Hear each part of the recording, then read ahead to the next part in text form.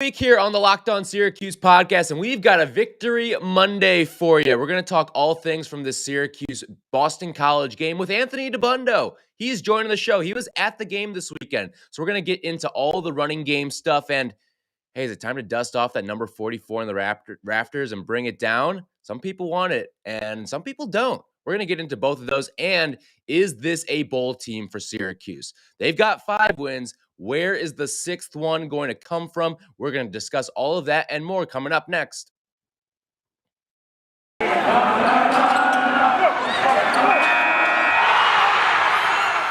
are Locked On Syracuse, your daily podcast on the Syracuse Orange, part of the Locked On Podcast Network, your team every day.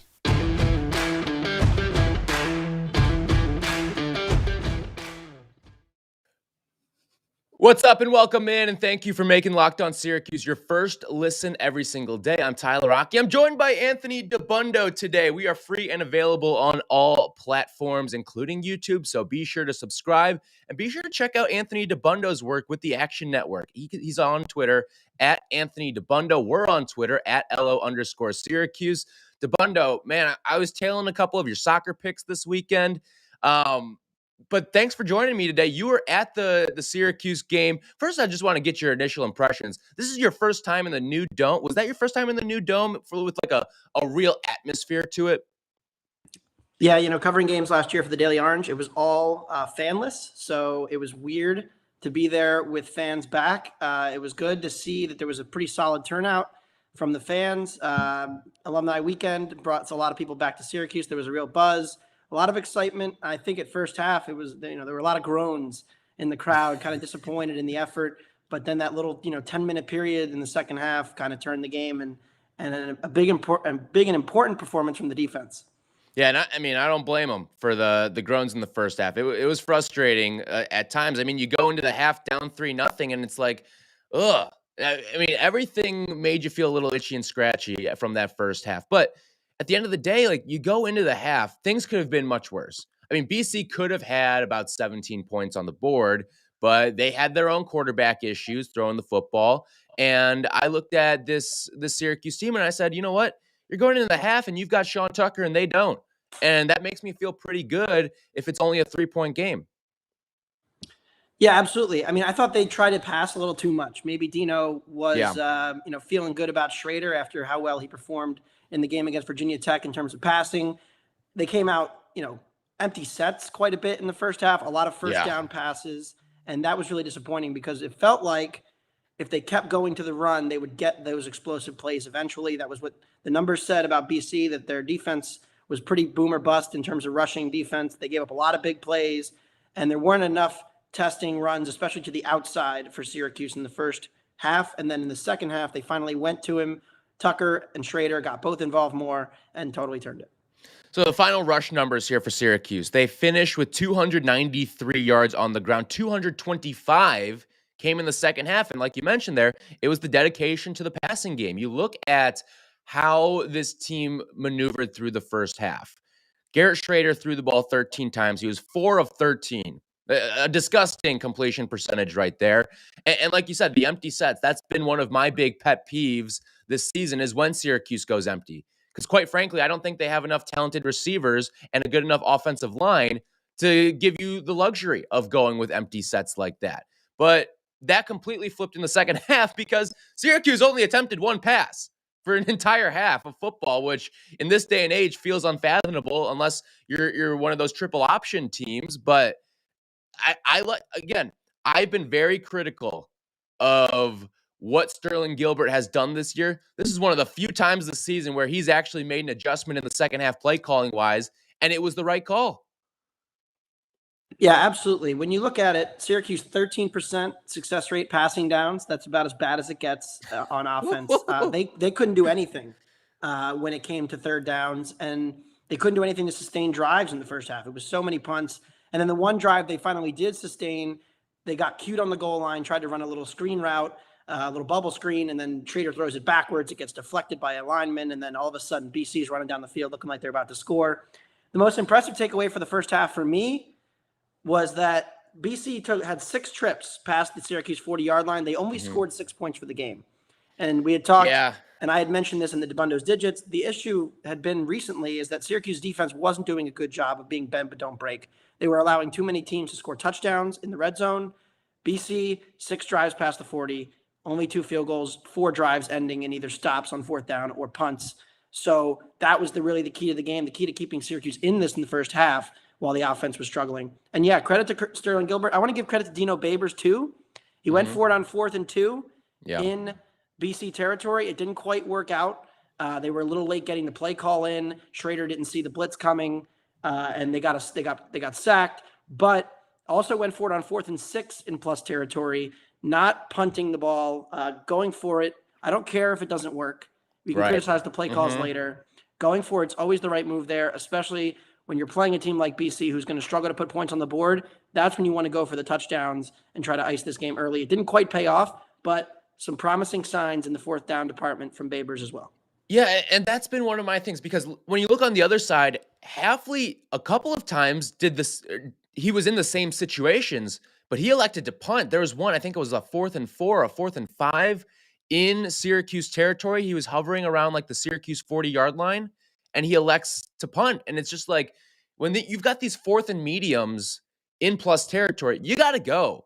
In this day and age, I mean, there's just too much behind the analytics to it. I mean, even the feel to things. I don't care how many quarterbacks you're rolling with.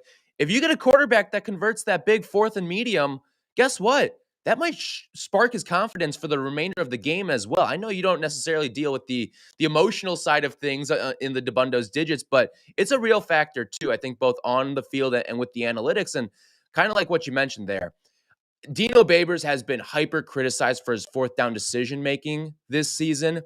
I can really only point to one time where I disagreed with the call, and that was the Clemson game, electing to kick the 48-yard field goal or whatever the distance ended up being for Schmidt, and he missed it on a 4th and 1. You got an All-American back there. You've got a quarterback who is one of the best rushing quarterbacks in the country. Syracuse, I saw this on the broadcast of the SEC game that was going on at the same time. Syracuse is 4th in the country right now in quarterback rushing yards. So you've got so many weapons in the backfield that if you need just 1 or 2 yards, I like my chances. And Dino Babers, I think, has calculus-wise made the right call more often than not on 4th down. The results just haven't been there. But the thought process and the flow charts, I think he's followed them pretty well. It's not his fault if the team can't execute, or if the play call gets in late, or if the play call just isn't good. Yeah, and Syracuse is one of the highest rushing rates in the country. They're a run-first, run-heavy, run-oriented team that wants to dominate the line of scrimmage, that wants to use their quarterback's running ability, his power running ability, and their running back, who is one of the, I'd say, 3 best running backs in the country. Yep. And if you can't be a team like that's going to punt on 4th and 2 and 4th and 1, if you're going to be this run-heavy, because the reality is, in the long term, running is not as efficient as passing. So you need those short conversions. Those are a huge part of the triple option teams like Army, Navy that run the option. You'll see that they go for it a lot on 4th and 1 and 4th and 2. And so that's how you move the chains. You're not always going to break off first down runs on 1st down and 2nd down. You're going to need those 3rd and short, 4th and short conversions to keep the chains moving, to keep the drive along. And I want to see continued, reliance on that. 4th and 2 there, they went, shotgun empty. And there was no blitz pickup, and they were nowhere near, even getting a pass off. And so you could criticize that. I'm okay running the ball on 4th and 2, 4th and 3, because this is a running team first. My colleague at the Action Network, Stuckey, has called Syracuse Shotgun Army. They pretty much are at this point. That's so good. It's the truth, but it can work, and it has worked. Yeah. Syracuse 3.5 line yards last week against BC. That's impressive numbers against a pretty good defensive line who stuffs a lot of runs. So overall, as we look ahead to kind of like the next 3 games, they're not playing elite run defenses the remainder of the season. Maybe NC State, but not elite by any stretch. I'm expecting some more, ground and pound attack, and the onus is just going to be on the Syracuse defense to kind of limit the damage that these explosive offenses can do. Yeah, we'll get to the picking the 6th win, because now people want to know, all right, they feel good about Syracuse's bowl chances. We're going to look for that 6th win later on in the show. One last thing I want to get to, and it's something Tim and I have talked about ad nauseum on this is just that the eventually you're going to have to pass the ball. Like let's say BC connects on a couple of those deep balls in the first half, and this is a 20 to 14 game late. At some point, you're going to need to throw the football around, and it just listen. Garrett Schrader's great on the ground, but this is still a lot of meat left on the bone kind of offense with the way that they cannot throw the ball. And you look at it, I mean, BC had 2 quarterbacks playing this game that threw for more yards than Garrett Schrader, and neither of them hit 100, which is the fascinating part too. But at some point, you're going to need to be able to sling the pill around. And that's something that when you look at Garrett Schrader, I mean, he had the one little flash moment. I thought he looked different mechanically against Virginia Tech, but in this game against Boston College, I mean, you got to throw. I mean, 5 of 14 in the game. I know they limited your opportunities in the second half, and rightfully so, but at some point, you do need to throw the football. Yeah. Army and Navy have problems playing from behind too. And so maybe it's not that much of a surprise. I just think you have to accept that at this point. They need to become more of a boom or bust passing offense because I think sometimes they rely a little bit too much on the short throws. The O-line has been holding up relatively well in pass protection. That, you want to start looking down the field. You want to get creative when you're passing, incorporate more play action. Sometimes I'd like to see, I think, because that could help open up the middle of the field. I wish they had a good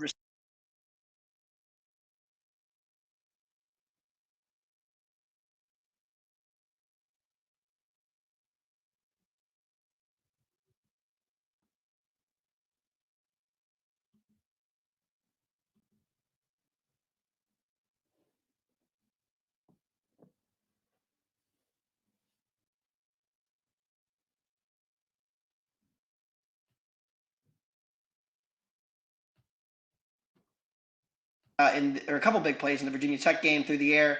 So there's some explosiveness that I was worried they lost when they lost Taj Harris, but they're never going to be a consistent passing offense, and we just have to accept that, and that's just going to be a flaw of the team. Yeah, hope they don't fall behind. The defense has to be good early in games. Yeah, exactly. The defense has to be pretty much well rested early in games. You need some of these long, sustainable drives that's going to keep a little juice in them as well. All right, college football fanatics, have you heard about Prize Picks? Prize Picks is daily fantasy made easy. I love this, and I know you will too. You know someone who's doing really well with Prize Picks? Sean Tucker's numbers, his projections, his over-unders. We're going to talk about him next and whether or not it's time to dust off the 44 for him. Prize Picks is the leader in college sports daily fantasy and offers more college football props than anybody in the world, from all the stars of the Power 5 like Tucker, as well as mid-major players you might not have even heard of. They offer any prop you can think of, from yardage to touchdowns, even interceptions thrown, and all users that deposit and use our promo code LOCKEDON will receive a 100% instant deposit match up to $100. You just got to use that promo code Locked On, and you'll get that instant deposit match up to $100. Pick 2 to 5 players with an over-under on their projections, and you can win up to 10 times on any entry. It's just you versus the projections, and you can even mix your sports as well. Syracuse football and basketball is going to be crossing over soon, so you'll be able to take a Buddy Boeheim three-pointer prop alongside a Sean Tucker projection as well. Use the award-winning app on both the App Store and Google Play. Entries can be made in 60 seconds or less. It's that easy, and they offer safe and fast withdrawals. So don't hesitate. Check out prizepicks.com and use the promo code LOCKEDON, or go to your App Store and download the app today. Prize Picks is daily fantasy made easy. So this is burning on the minds of everybody right now, Dabbundo. It is, what are we doing with that number 44 now? That Sean Tucker looks like he's going to snap pretty much every single season rushing record that you can think of. Listen, he's been fantastic this year. And at the beginning of the season, I was saying, listen, I need to see it one more time before I see him get that number 44, right? I mean, this is a hallowed number. It's been worn by all Americans. It's been worn by the lone Heisman in Syracuse history. But it's at the point now where, here's what I'll say about the 44. It's not going to happen this season. I think we all know that. I think, honestly, we can all sort of live with that too. But it is going to happen. Like, if he wants it, he will wear the number 44 next season. And I don't think the university has much of a choice. You guys have talked about this on the show, that John Wildhack has stood firm on this, which I find interesting. The one issue he decides to have a backbone on. I don't get it.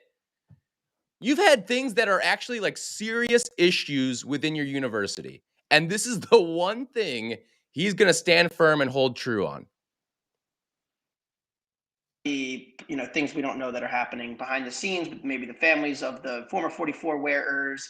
That's the only thing that I could really understand as to why WildHack would be so steadfast in not, giving it to Tucker. But, I did a little straw poll, asked about 8 or 9 Syracuse fans in the Carrier Dome on Saturday, just kind of walking around talking to people. Yeah, little man on the street. And everybody but one was in favor of giving Tucker 44 for next year. And so the one guy said that, no matter what Tucker does, it's too much, in the history of the school and in the kind of like, the aura of the school that, to bring it back for one running back, then they're going to want to bring it back for every running back who's any semblance of good. And then it kind of becomes like the lacrosse 22, where it's been given out perhaps too often and kind of, the last few people that have worn it have definitely not lived up anywhere close to the expectations that go with that. And so that's a fair argument, but, Sean Tucker has been a model guy. We all sit on Twitter every day and wait for his tweet to come in the day after the game. Yep. We got a good one this week. I wrote, yeah, we did. I wrote a story on him last year in the Daily Orange, and I spoke to a lot of people around him, be a family track coach, high school football coach. He is a really great dude. He's the kind of guy, he once broke his cleats because he was running so hard in a game and then had to borrow a teammate's cleats in a high school game. So pretty dedicated guy, clearly, and somebody who loves Syracuse and is willing to stay here because look, if he wanted to leave and go play in an elite college football program, there would be a lot of schools calling. It'd be like Michael Orr and The Blind Side with every school leaving voicemails on his message box. So, giving it to him next year, I think, is the right move. It almost reminds me, it reminds me in a sense with the buzz that it's getting now. Like when Woj puts out a tweet, right, that says the Boston Celtics and the New York Knicks are discussing a trade for this player. They're discussing it, but it's pretty much a done deal, right? Barring some sort of physical or snafu, that trade is going to happen once Woj or Shams or Schefter, one of these insiders, puts it out. It's going to happen. It's just a matter of when. And that's kind of the aura I'm getting with this Sean Tucker 44 is, okay, it's going to happen. Just when? It's probably not going to happen this year, right? But next season, I would be floored if he is not wearing the number 44. And you know what would be really funny? Let's say he did decide to transfer and he wore 44 at another university. How about sticking it? If they didn't let him wear 44, and listen, I think it's going to happen. I think he's going to wear 44 next year because you brought up the guy saying the history of it all. Yeah, well, guess what? He's breaking those guys' records. And that's the thing that needs to be taken into consideration here. He is having an all-time season, and he could put together an all-time career at Syracuse. He's not going to win the Heisman Trophy this year, but he could be in the conversation next year. If he decides to stay an extra year after that, he could be in the conversation then again. I mean, he's one of the best running backs in all of college football right now. And if you're not rewarding that, I mean, that's the problem with this football program right now, is that their refusal to reward excellence at times. And it's always, these guys are shooting up, and it feels like the university just punches down. And this is the perfect example of that. It can get a little bit oversold, over discussing the 44 in the middle of the season when it's not going to happen. I think this is kind of a bit of an off-season conversation, and I kind of want to appreciate how good he's been and how much fun he is to watch. I mean, he is on every play feels like he's about to break one. And I kept saying this, and I was tweeting during the game and kept telling my buddies who I was at the game with, BC is going to give up a big play. It's going to come, and it's going to swing this whole game. And sure enough, they're just outside of the 50, I think it was. And he breaks off the big run. BC rotating safeties down into the box. One guy took a bad angle. Hole opens up. Well-blocked play. Touchdown, right? And I love the track thing that he does when he crosses the goal line, he kind of bobs his head like a track runner Yeah. does, like with Yeah. like if he's in a close race and he's trying to get the Yep. beat the last guy to the line. I love when he does that. I think it's pretty funny. And then what And you he know what he does for doesn't this team, do? I mean, what would Syracuse be without Sean Tucker this year? Nothing. They would be They would nothing. be 2020 Syracuse's offense again. They would have no one passing win right attack. now. They would have one win right now against Albany. That's what they'd be. Ohio is pretty bad. Yeah. But yeah, no, they're definitely not winning games against Virginia Tech without Tucker. They're not, competing with Wake Forest, going toe to toe with, now a top 10 team in the country. That's not true, but they are ranked in the top 10. And so they're not even close to competitive. And Babers is probably fired. Like he's probably gone. Yeah. If Sean Tucker isn't having the year he's having. So, Syracuse owes Sean Tucker in some way. Yeah.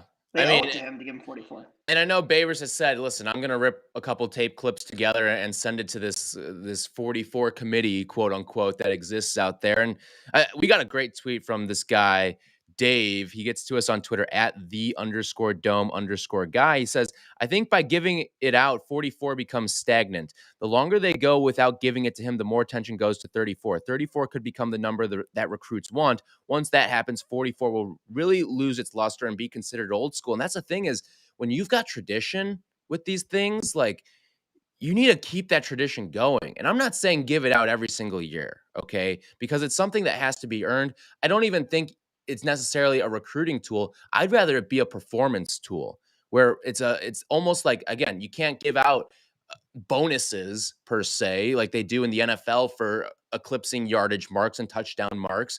But this is almost that performance bonus that you could be getting, is earning that number 44. It's not going to happen in season, like we've said a number of times here. But year to year, it should be something that should be evaluated. And I don't think it should be left up to that committee of people either that wore it. Because at some point, you need to be able to have your own jurisdiction on some of these orders. And for this to be the one thing that John Wildhack rules with an iron fist with, I don't get it. I personally do not get it when you've got so many other issues with the university. But I think that by keeping that 44 alive and giving it to a guy like Tucker, who A, embodies the program in the perfect fashion, and B, goes out there and performs just as good as every single other 44 out there performs. To me, he has to be the guy that gets it, and it has to happen next year. And if it doesn't, he should feel slighted if he is not given the number 44. Because by all accounts, it seems like he wants it. Whether it's been on his Instagram stories, his teammates tweeting things out. Like Josh Black is going to the podium for this guy every single game. Nobody has a hype man like Sean Tucker does with Josh Black out there volleying and vouching for him every single time after the game. You think he's just saying that to say that? No. In my opinion, he's saying that because he's had conversations with Sean where he's saying, yeah, I'd like to wear the number 44. I think it'd be cool. Has Babers been asked about this? He has a couple weeks ago. I remember it got brought up because he got asked, and that's when he said he's going to put together a little bit of tape and send it to the guys and see what they thought on that 44 committee. So it's like the Rob Conrad Vouching for it. Jim Brown. Would go a long way here. And I think that's a major key here. And if Babers is asking for it, it'll happen. I'm very confident in that. Yeah. And so, I think ultimately the head football coach has the most important say and should have the most important say. And so that's really what's going to decide this. I hope that the local Syracuse media, I'll have to send a text to some of my Daily Orange colleagues to push Babers a little further on this one. And push Sean. I feel like Sean hasn't been asked about it enough. And listen, he's a super humble guy. I don't think he's going to rock the boat in any sort of fashion, but I do think deep down it's something that he would like. And you mentioned it about tradition.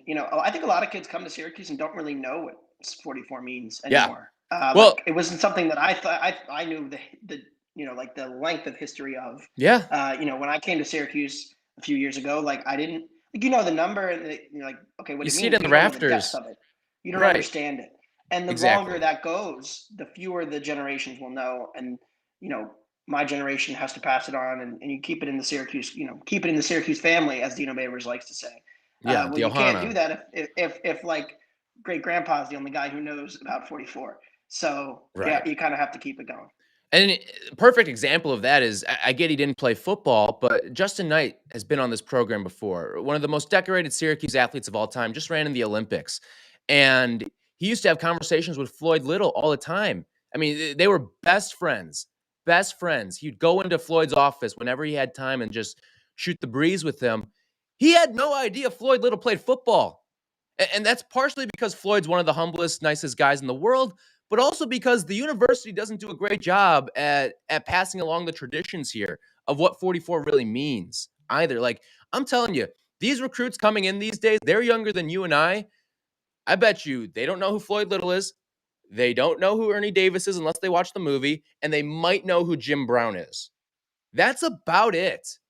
And that's not much of a selling tool for these guys anymore. Like, if it had been passed down, there might even be too big of a gap at this point for it to really matter too. But that doesn't mean you can't restore the history, restore the tradition. Like, what if Sean Tucker goes on to have a great NFL career and he was the one that kind of revamped what 44 means? That could be huge for you. I mean, we talk all the time about turning Syracuse into quote unquote DBU. I mean, Sean Tucker can turn it into RBU. And if you start getting some of these upper echelon recruits, you turn a good running game into a great one, and then it's sustaining that year over year. And that's something that I think Sean Tucker has a chance to do. Major thing here is, the longevity within the program matters. You're trying to, get an identity for Syracuse, because I think that's when you have recruiting deficiencies, which you're always going to have when you're Syracuse in football, you can make up for that with identity. And Yeah. Syracuse has had an identity that Babers thought he could bring in, and in that 10-3 year, it looked like, okay, we got one, with Dungy and with that elite offensive line and a good defense, and then they've kind of gone away from that in the last few years.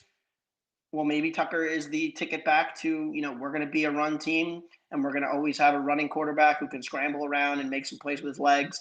Maybe we're not always going to have an elite passing offense with elite wide receivers, but we're always going to have a run game, and we're always going to be able to have a running quarterback. And maybe that's the identity they need to stay competitive and consistently, be a solid ACC team so that the bottom doesn't fall out.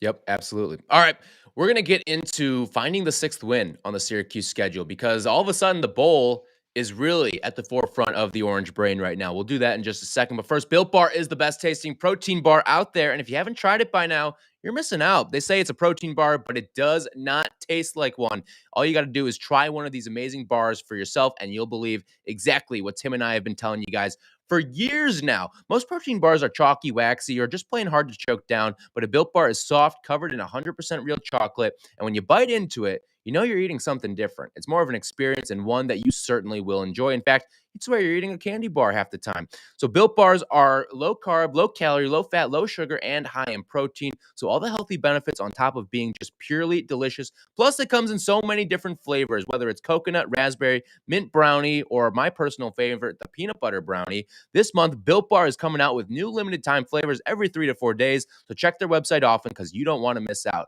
Go to Built.com, use the promo code LOCKED15, and you'll get 15% off your order. Again, Built.com, promo code LOCKED15 for 15% off your order. 5-4 right now, 3 to go. There's a chance this team gets itself into a bowl. Now, this is probably the toughest portion of their schedule coming up as well as you close out. You're lucky that you get the bye here because, well, let's start with this. Kind of a strange point to have a bye. It felt like weeks, 5 and 6 in the ACC. Felt like every team got their bye then, and now all of a sudden Syracuse feels like they're drawing the last straw here as we enter into November here, this first November episode of the Locked On Syracuse podcast. So they've got the bye. Then you got a road trip to Louisville, road trip to NC State, and you're back home against a Pitt team that just lost to Miami, but don't let that deter you from how good Pitt and the offense really is with the Panthers. So I ask you, where is the sixth win for this team? So I went into kind of the little Action Network database that we have, our projected spreads for each of the games. We've got 5.5, 6. Louisville will be favored against Syracuse. NC State looking more like 10 once you factor in home field advantage. And then Pittsburgh probably about a 6-point favorite. That's based on the current numbers. Obviously, will change. I think their best chance is Louisville. And I look at this Louisville defense, and I see that they're pretty mediocre in rushing success rate allowed. They're pretty mediocre in early down rushing allowed. Not a great run defense. They're pretty good at preventing big plays, but when you look at them, they're really not particularly impressive against the run. So that's really the matchup that Syracuse has to be able to exploit here. And that's, when you look at these defenses that they're going to be playing, Pittsburgh has a very aggressive defense. They're very boom or bust. Syracuse had a lot of problems stopping the Pittsburgh offense in recent years. Kenny Pickett has been, relative to expectations, probably the most improved quarterback in the country. He's shooting up the draft boards. He was even in Heisman conversation. Yeah. Perhaps a little I saw there was a article, I think it was Kuiper had it, that there's a 4 quarterback race for the first pick in the NFL draft. And Kenny Pickett is one of the guys in there for this top pick. Now, kind of shows you how weak the class is, but let's be honest, Kenny Pickett, like you mentioned, has outkicked his coverage this season and has entered himself into the Heisman conversation. And quite frankly, he's the best quarterback in the conference right now. First, Pittsburgh, those are the 2 teams that are looking like they're going to be the favorites to win the conference, at least the Syracuse part of the division.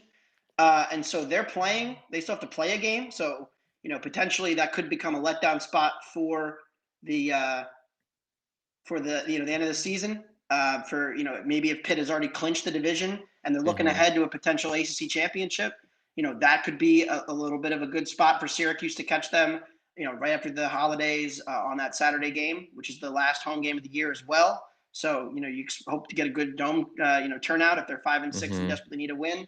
I think the road trip to NC State is going to be very tough. NC State, pretty much matchup advantages against Syracuse everywhere. Yeah. But I'm really circling this Louisville game because I think it is their best chance to run all over the Cardinals. And even though Louisville has had a lot of success in the past against Syracuse, they just had a pretty bad loss to NC State where they blew the game late. They have to go play Clemson this week, which obviously Clemson is not Clemson of normal years, but it's still a big game. And so Syracuse gets the bye. They get an extra week, their first bye of the year.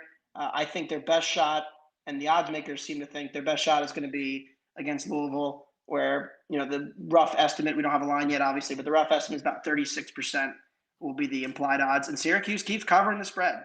So yeah, maybe 8-1 or excuse with the points. Yeah, 8-1 now against the spread, which is unbelievable. Wow, I mean, no team is 8-1. Yeah, I thought this weekend or this past weekend would have been a trip up spot where it's like, okay, Vegas starts to compensate itself a little bit. Don't want to get burnt by the Cuse again. Whatever our formula is, it's a little off on them so far this season because they keep covering. But here's my one problem with Louisville. I started looking through some of their numbers and the losses that they have had this season. And it quite frankly comes down to the fact that they can't stop the pass because they're going up against some of these high-powered offenses. Here are the teams that Louisville has lost to this season. Ole Miss, Wake Forest, Virginia, and NC State. Okay? Those teams all rank in the top 30 in passing offense. And when you look at Louisville's passing defense, they're right now one of the 10 worst in the country in that regard. They're 13th in the ACC, but you've got a Syracuse offense that has shown time and time again they can't throw the football. And when you look at their wins this season for Louisville, it's come against teams that lean on the run a little bit more. When you look at UCF, Florida State, Boston College is kind of the outlier there, and I'm not going to – they have an FCS win in there as well, so I won't throw that into the calculus either. But they have success against run-oriented teams. Where they falter is when you try to throw the rock on them. And that's something that Syracuse has proven time and time that they can again. And that's why I still don't think this is necessarily a bold team. It's certainly not a lock, even with 3 games to play. I said heading into that Boston College game, I didn't think they were a bowl team, and I thought they were going to beat Boston College. So I'm not wavering yet on this prediction of Syracuse as a bowl team. I still don't see it. This is a very tough stretch to finish out. Now, you do have the luxury of coming off the bye against Louisville, but in the past, that hasn't shown much for Dino Babers. He has really struggled off the bye. I believe his only wins off the bye have been in that season where they went 10-3. So it's a really, really tough thing And injury is always a part of that. And I think this Syracuse team a little bit healthier than in years past. Now, you can also say they're a little bit depleted with the transfers. Those are essentially permanent injuries for your roster. But the struggles off the bye and the tough schedule down the stretch makes me think, you know what? I still don't see it happening. It's going to be a really tough road. And you got 2 of those games away from the Dome as well. The mobile quarterback a couple times this year with Willis and Florida State as well. So they've seen mobile quarterbacks. So, I think they might be able to keep Cunningham in check. The Louisville offense is explosive. I mean, they're 17th in overall explosiveness in the country. So they can break big plays from everywhere at any time. And that's kind of always been how they've, destroyed Cuse many times in the past, has been through the big plays. So this big play, Syracuse defense is going to be tested for sure. But I know you mentioned, the passing has been kind of undone them. They just haven't played a team that can run like Syracuse. And so I think that's going to be the real test here when we look at it. And so if I had to rank the 3 games, I'd say because of the bye spot with Louisville playing Clemson, I know Dino has not been great off byes, but still has to be some type of advantage. Yeah, no, certainly is. Of some sort. And so, I'll go Louisville 1, Pittsburgh 2, just because Pittsburgh's prone to letdowns. That's just how they always are under Narduzzi. And then 3 is NC State. But if they're 5 and 6 going into the final game, I will not feel good about their chances against Pittsburgh. So hopefully they can get one. Brett McMurphy of the Action Network, he did his bowl projections today. He had Syracuse playing Houston in the Military Bowl 2 days after Christmas in Annapolis. I'm in for that. As somebody who lives in Philadelphia, I'd love to make that trip.